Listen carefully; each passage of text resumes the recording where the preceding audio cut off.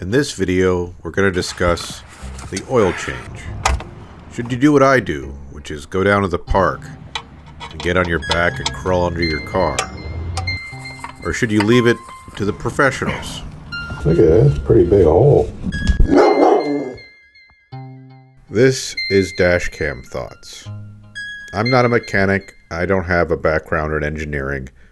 I don't really know what I'm talking about. But setting that all aside, this is the first episode of my new series, Depressed DIY. Some of you might ask, why does it have to be depressed? And I could give you all sorts of reasons. I could say, the economy, income inequality, my mental health, I could go on. But we'll start with how in 2025, the average car on the road in the USA was almost 13 years old. Just like my 2013 Mazda 3 with the 2-liter Skyactiv engine. It turned 13 in 2026. And since we're all keeping our cars around longer, maintenance is more important than ever, with oil changes being at the top of the list. The big consideration is your oil change interval.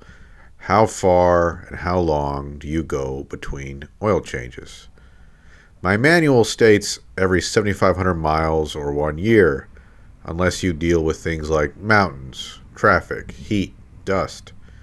As a rideshare driver in LA, I'm dealing with all of that times a few. So I try to stick to the Schedule 2 interval, which is 5,000 miles, and I'm usually pretty good about it. When it's time to change the oil, I often head to the Mazda dealership in Glendale and pick up a filter that lists for 15, but they sell for 10 and include a free crush washer. A good deal.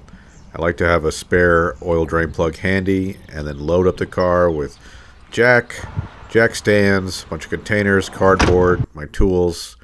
And because I don't have a driveway or a garage, I head down to the park where I've been doing my auto maintenance for the last 8 years or so without any problems.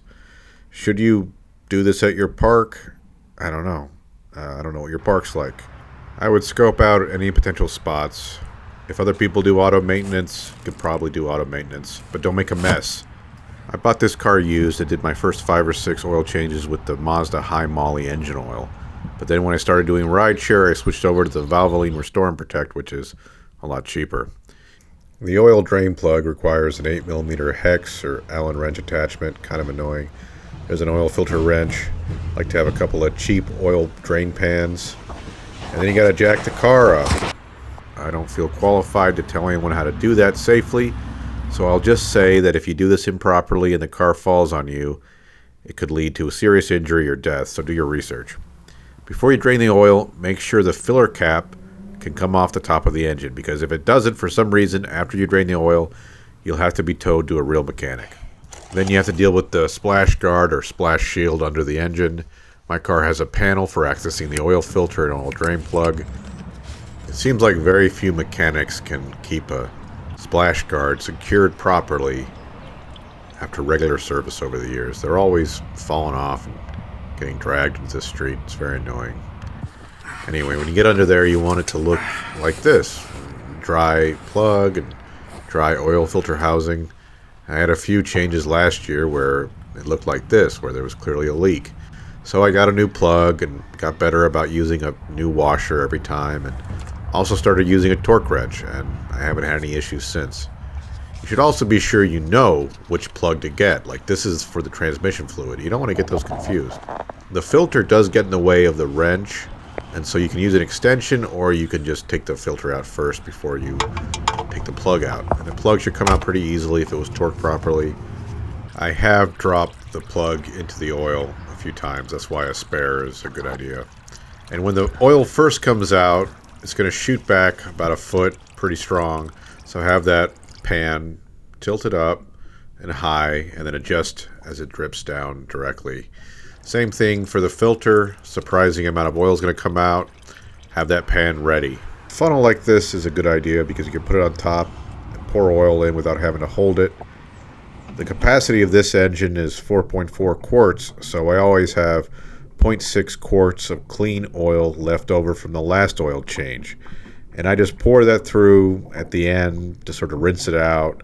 And while it drains, you can do other stuff on the car. Like I had some noises in the front suspension I wanted to inspect. I don't hear anything. Couldn't figure it out from normal checks. Those look okay to me, but I figured it out later. I don't Pretty soon, the drain will just come down to a trickle. You put the plug back in, clean the area pretty good. As I said earlier, this plug requires an 8mm Allen or hex. I prefer my old Ford, which you could just use a regular socket on, and thought it had more leverage. I used to just choke up on a small 3/8 inch wrench, and it would tighten just fine, but now I gotta use this much longer torque wrench, and it feels like I'm putting more force down, but I don't know. Anyway, yeah, you get a fresh washer. This is what an old washer looks like on the left and a new one on the right. You can see now why a new one's required for a proper seal. Yeah, and then you just put the plug in. I sprayed down with brake clean. Put the plug in just with your hands. Make sure you don't cross thread it. You know, you don't want to screw up your oil pan. Not too hard. And I set the torque to 27. The rating is 23/30. Now that that's taken care of, we can move on to the filter. Looks clean there. There's no leftover rubber gasket from the old filter. The Skyactiv engine has about 4 filters made specifically for it. Mazda makes 3, Wix makes 1. Here's a used Wix 57002. Has like a weird strand of metal there. I don't know what's that from. Here's the same filter when it was new. No piece of metal. Could have happened while I took it off. The only thing I know about these filters made specifically for the Skyactiv engine is they don't have an anti-drain back valve. Some forums say it's critical to oil pressure, to the variable valve timing. Others say it doesn't matter. I'll stick with the Skyactiv filters for now. You should do your own research. I pre-filled the filter with some oil, dip my finger in the oil, rub it on the rubber gasket area, then put it on and go just hand tight. Then we got to secure the splash guard and the oil access panel. Looks really good right here, nice and flat, secure, but there's always road debris waiting to ruin my day. I missed this bit of trash that fell off the truck, but on the way to Texas, the access panel was dragging at 80 miles an hour. A bunch of clips fell off the splash guard. I resecured it for the drive back, and it looked really good, but it only lasted so long. More stuff. And then just this last weekend, I dropped someone off in Simi Valley, was hearing some noise, looked under the car. I decided, let's take that off. So I got up on the curb at this Stater Brothers and removed what was left of the access panel. This is actually the second time I've lost an access panel. Look at that. A third of it's missing. Just ground down. Anyway, let's get back to the oil change. Need to put 4.4 quarts of clean oil in the engine. And because we're in a hilly area, I get the level out and make sure I'm getting an accurate reading on the side of that bottle. I try to get it as close to full as possible, and then I run the engine for a while to warm it up and accidentally get the seat absolutely filthy, which, could have been avoided. The engine's warm now, so the oil level is going to be lower, so I carefully empty the used oil into a jug, and it's time to clean up.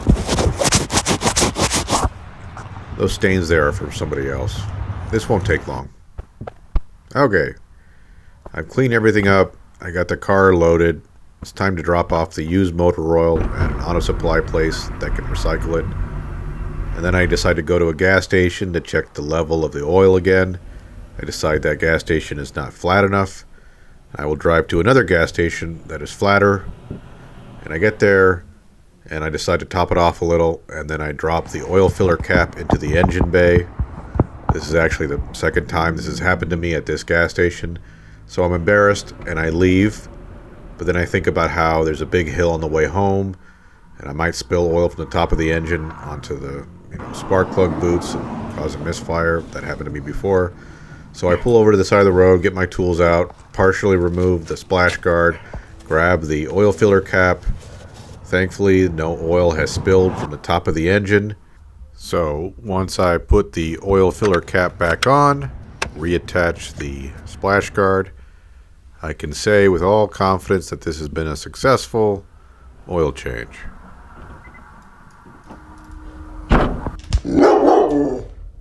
He's right. I'm late. He's waiting for his dinner. I apologize.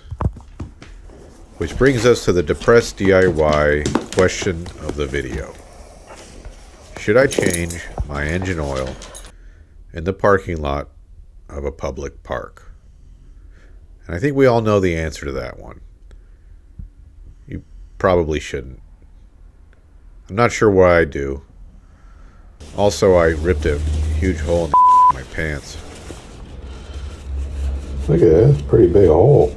And I wore those pants at several locations in front of, I'm sure, many people. So while there are, cost savings associated with changing your own oil, there may be some personal issues that, should be taken into account as well. And you can get a borescope and look inside your engine and marvel at how beautiful and pristine. Again, is this clean? I don't know. I'm not the guy. I don't know. You shouldn't take advice from me. But I will say that, your engine oil does need to be changed periodically. It's important maintenance. Please like and subscribe for more. Thanks for watching.